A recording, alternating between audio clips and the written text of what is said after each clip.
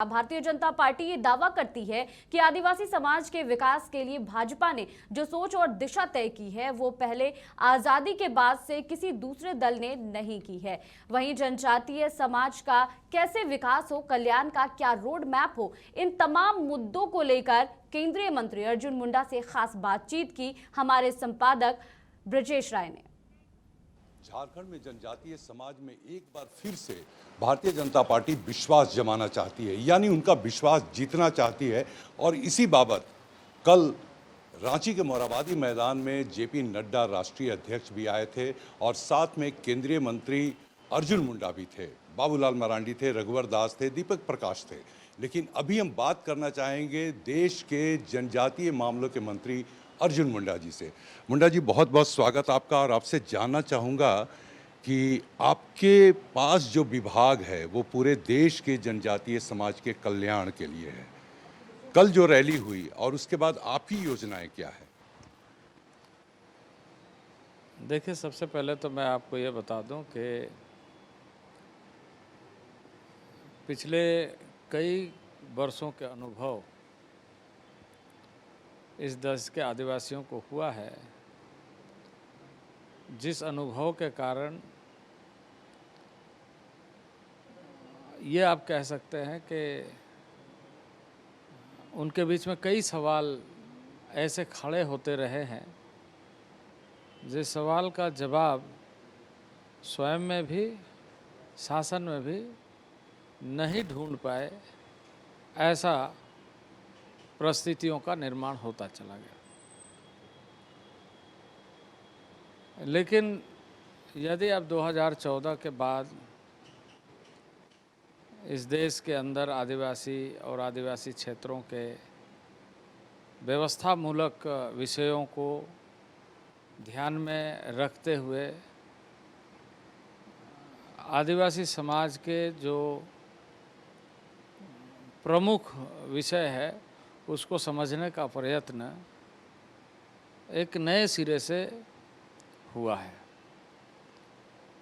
ये बात भी बिल्कुल स्पष्ट है कि इस मंत्रालय का गठन 1999 में भारतीय जनता पार्टी के तत्कालीन सरकार अटल बिहारी वाजपेयी जी के नेतृत्व में हुआ। इसके पहले ये मंत्रालय सोशल जस्टिस और उसके पहले इस मंत्रालय के एक प्रभाग के रूप में गृह मंत्रालय के अधीन आता था। तो गृह मंत्रालय के अधीन आने का यदि आप देखें तो दो कारण, यानी भारत सरकार उसी दृष्टि से देखते रही। एक कि जब लॉ एंड ऑर्डर का विषय आता है, आंतरिक सुरक्षा का विषय आता है या ऐसे विषय आते हैं तो उसको गृह विभाग संभालता है। तो क्या जनजातीय समाज उसी श्रेणी में था?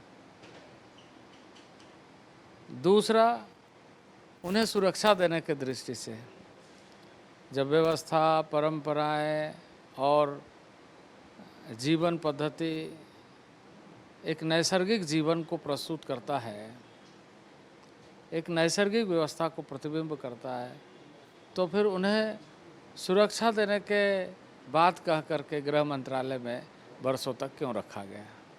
तो इससे आपको स्वतः अंदाज़ा हो जाएगा कि जनजातीय समाज के बारे में, आदिवासी समाज के बारे में लोगों की धारणाएं आज़ादी के बाद जो बदलनी चाहिए वो नहीं बदली। और जिस तरीके से अंग्रेज़ी हुकूमत ने आदिवासियों को देखा, कालांतर में लंबे कालखंड तक उसी तरीके से इस देश में आदिवासियों को देखा गया।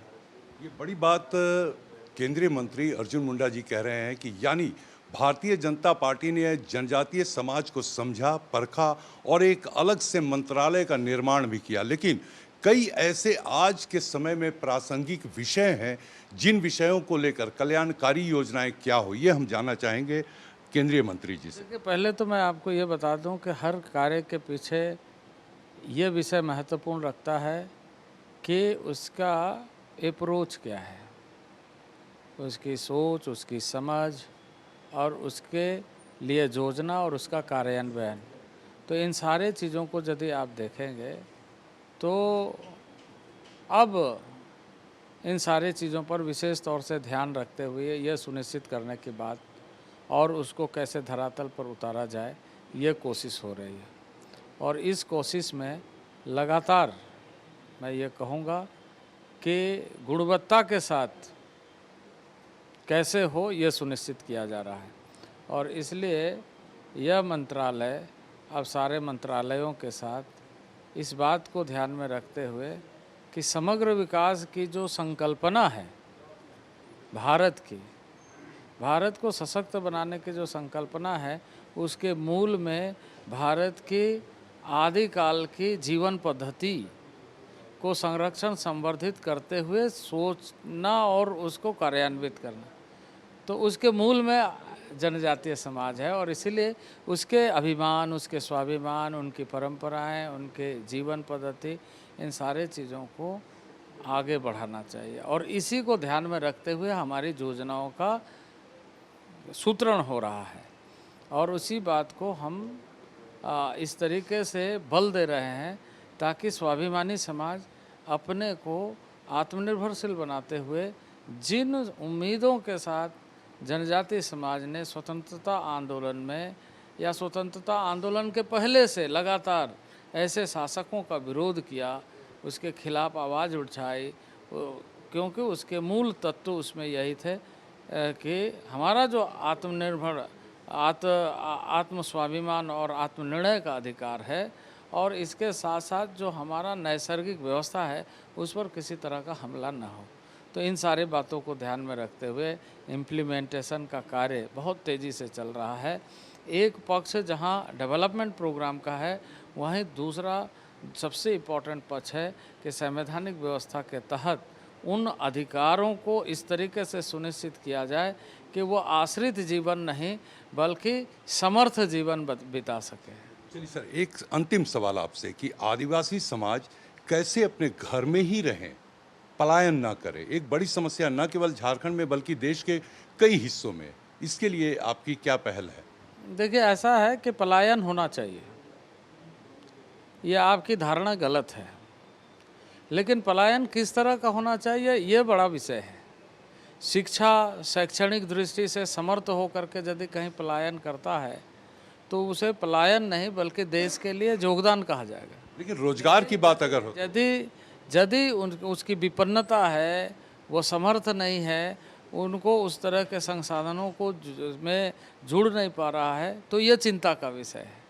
तो हमारी सरकार यही कोशिश कर रही है कि उसके स्थानीय स्तर पर जो संभावना है कौशल का, उनके रिसोर्सेस का, उनके संसाधनों का वो बेहतर उपयोग करने के लिए वो अपने आप को जोड़ने में ज़्यादा प्रमुख भूमिका निभाए। और यह बहुत ज़रूरी है कि आदिवासी जीवन, आदिवासी परंपरा, आदिवासी मौलिक बातों को यदि देखेंगे तो पर्यावरण के दृष्टि से भी, प्रकृति के दृष्टि से भी, और जिसके बारे में दुनिया चिंता कर रही है उसके दृष्टि से भी आदिवासी समाज उसके मूल में है।